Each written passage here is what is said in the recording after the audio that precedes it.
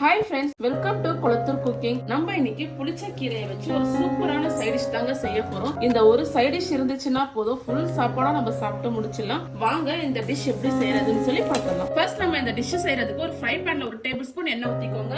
எண்ணெய் சூடானதும் ஒரு 25 காஞ்ச மிளகா போட்டுக்கோங்க. இந்த காஞ்ச மிளகாவை இந்த எண்ணெயிலே நல்லா ஃப்ரை பண்ணிக்கலாம். மீடியம் ஃப்ளேம்ல வச்சு ஃப்ரை பண்ணிக்கோங்க. ஹை ஃப்ளேம்ல வச்சீங்க அப்படின்னா சீக்கிரமா தீஞ்சிடும். இந்த மாதிரி ஒரு டேபிள் ஸ்பூன் எண்ணெய் ஊத்தி வறுத்துக்கோங்க. எண்ணெய் இல்லாம வறுத்தீங்கன்னா நெடியா இருக்கும். பாருங்க, காஞ்ச மிளகா கலர் சேஞ்ச் ஆக ஆரம்பிச்சிச்சு. இந்த டைம்ல நம்ம காஞ்ச மிளகாவை வேற ஒரு பிளேட்ல டிரான்ஸ்ஃபர் பண்ணிக்கலாம்.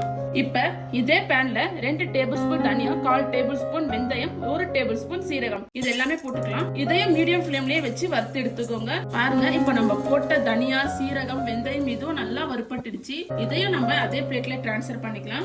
இப்ப வறுத்த இந்த மசாலா ஐட்டம்ஸ் எல்லாமே ஃபேன் காத்துல வச்சு ஆற வச்சுக்கோங்க. நெக்ஸ்ட் ஒரு ஃப்ரை பேன்ல 4 டேபிள் ஸ்பூன் எண்ணெய் ஊத்திக்கலாம். ஸ்டவ் இப்ப கம்ப்ளீட்டா சிம்லயே வச்சுக்கோங்க. இப்ப நம்ம வாஷ் பண்ணி வச்சிருக்க புளிச்ச கீரையை ஆட் பண்ணிக்கலாம். இப்ப கீரை பார்க்க ஃபுல்லா தான் இருக்கும். நம்ம கலந்து விட கீரை வந்து ஃபுல்லா சுருங்கிடும். நல்லா அடியில இருந்து கலந்து விட்டுட்டே இருங்க. நல்லா இந்த மாதிரி குத்தி விட்டு கலந்து விட்டுக்கோங்க. அப்பதான் கீரை வந்து சீக்கிரமா வதங்கும். 10 நிமிஷம் மீடியம் ஃப்ளேம்லயே வச்சு இந்த மாதிரி வதக்கிட்டே இருங்க.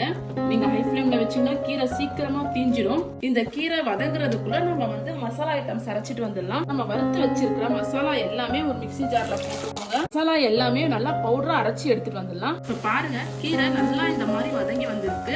இந்த டைம்ல நம்ம ஏற்கனவே ரெடி பண்ணி வச்சிருக்க இந்த வறுத்த மசாலா, இந்த பவுடர் சேர்த்துட்டு இந்த கீரை கூட நல்லா கலந்து விட்டுக்கோங்க. நான் இன்னைக்கு இந்த புளிச்ச கீரையில பாத்தீங்கன்னா புளி எதுவுமே சேர்க்கல.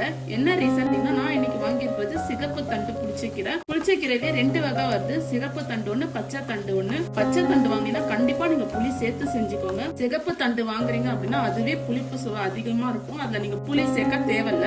மசாலாவை சேர்த்து ஒரு 5 நிமிஷம் இந்த மாதிரி கலரிட்டே இருந்தீங்கன்னா நமக்கு இந்த மாதிரி கலர்ல வரும். இப்ப இதுல கடைசியா 1 டேபிள் ஸ்பூன் உப்பு சேர்த்துக்கோங்க. உப்பு சேர்த்து நல்லா கலந்து விட்டுக்கோங்க. உப்பு சேர்த்து நல்லா கலந்து விட்டாச்சு. இத தனியா ஓரமா எடுத்து வச்சுக்கோங்க. இப்ப நெக்ஸ்ட் நம்ம புளிச்ச கீரைக்கும் தாளிப்பு கொடுத்துடலாம். அதுக்கு ஒரு கடாய் வச்சுக்கோங்க. கடாயில ஒரு 6 டேபிள் ஸ்பூன் எண்ணெய் ஊத்திக்கோங்க. எண்ணெய் அதிகமா போட்டாதான் நல்லா இருக்கும். எண்ணெய் ஹீட் ஆனனே 1 டேபிள் ஸ்பூன் கடுகு, 1/2 டேபிள் ஸ்பூன் சீரகம், 2 கொத்து கருவேப்பிலை, 1 டேபிள் ஸ்பூன் கடலைப்பருப்பு இத சேர்த்துக்கலாம்.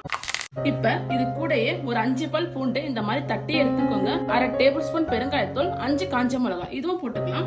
இதையும் போட்டு நல்லா கலந்து விட்டுக்கோங்க. எல்லாமே நல்லா சேர்ந்து பொரிஞ்சு வரணும். பூண்டு தோலோடயே தட்டி போட்டுக்கோங்க. அப்போதான் ஃபிளேவர் நல்லா இருக்கும்.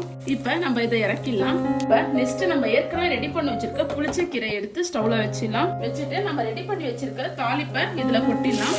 கொட்டிட்டு ஒரு தடவை நல்லா கலந்து விட்டுக்கோங்க. அந்த எண்ணெயை கீரை ஃபுல்லா இழுத்துக்கும். எவ்வளவு கலர்ஃபுல்லா இருக்கு நம்மளோட புளிச்ச கீரை. பாருங்க, ரொம்ப சூப்பரா நம்மளோட புளிச்ச கீரை தொக்கு ரெடி ஆயிடுச்சு. இது ஆந்திரா ஸ்பெஷல் கோங்கரா சட்னி தொக்கு, எப்படி வேணா சொல்லலாம். நம்ம இப்ப இதை சர்வ் பண்ணிக்கலாம். ஆந்திரா ஸ்பெஷல் கோங்கரா சட்னி சூப்பரா ரெடி ஆயிடுச்சுங்க.